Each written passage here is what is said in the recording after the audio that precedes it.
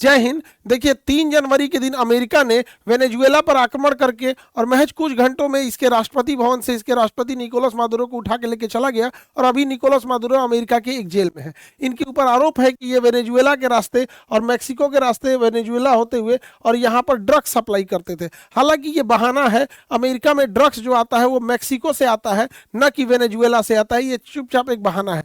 और दूसरा, अमेरिका में जो ड्रग्स है ये अमेरिका के कल्चर की वजह से, वहाँ पूरा दिन भर दारू गांजा सिगरेट पी के पीते रहते हैं। वहाँ तो बेटी बाप से पूछती है, father do you have any drink और वाइन। सोच रहा बाप माई बैठ के शराब पी रहा है सर, तो उसमें ड्रग्स काहे नहीं पिएगा सर। तो ये तो अमेरिका का एक बहाना है। एक्चुअल में दुनिया में सबसे ज्यादा ऑयल रिजर्व वेनेजुएला का है, लेकिन इसका ऑयल जो होता है वो थोड़ा सा अशुद्धि उसमें ज्यादा, इसलिए इसको निकालना थोड़ा महंगा पड़ता है। तो अमेरिका की नज़र इस ऑयल पे है और यहाँ लिथियम का बहुत बड़ा भंडार पाया गया और सोना का बड़ा भंडार पाया गया।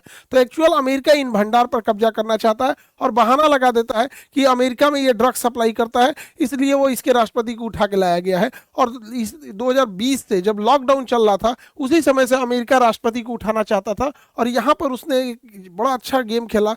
निकोलस मादुरो के ही सेनापति उप सेनापति को इसने मिला लिया और उसने ऑफर दिया कि तुम्हें करोड़ों रुपए दिए जाएंगे, अमेरिका में बस जाओगे, नया पासपोर्ट, नया नाम सब दे दिया जाएगा। उसका अलग नाम दे दिया गया कार्डिनल। अब बाद में ये भी नाम को वो लोग क्या कर देंगे, चेंज कर देंगे। और यही वो व्यक्ति है जो हर एक जानकारी बताते गया। निकोलस मादुरो कितने बजे उठते हैं, कितने गार्ड रहते हैं, रात के समय कौन सा रास्ता होता है, हेलीकॉप्टर कहाँ लैंड करेगा, स्केप रास्ता क्या है, इमरजेंसी में राष्ट्रपति किधर भागेंगे, राष्ट्रपति जिस कमरे में रहते हैं उसकी दीवारें कैसी हैं, दरवाजा कितना मोटा है, किधर खिड़की है या नहीं, ए टू जेड लेआउट। वही ये कार्डेनियल नाम का ये बदला हुआ नाम है, उसी का उप सेनापति ने उसे अमेरिका के CIA एजेंसी को मुहैया कराया था। इस आधार पर बहुत लंबे समय से प्लानिंग चल रही थी और इस प्लानिंग में लगभग 150 जहाजों ने भाग लिया। और 150 जो जहाज है, एयरक्राफ्ट है, अलग अलग टाइप के जहाज है और अलग अलग शहर से उड़ान भरे हैं और सब के सब वेनेजुएला पहुंचे हैं। और सबसे बड़ी बात यह है कि इनके पहुंचने का टाइमिंग एक है, भले उड़ने का टाइम कुछ भी हो, इनके पहुंचने का टाइम एक है।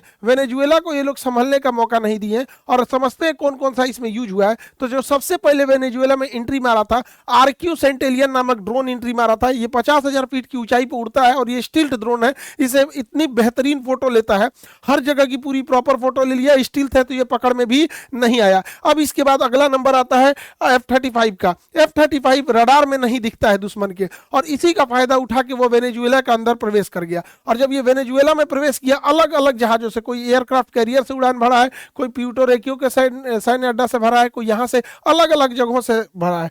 तो इसे वेनेजुएला देख नहीं पाई क्योंकि ये स्टिल्थ रडार है। और ये क्या किया,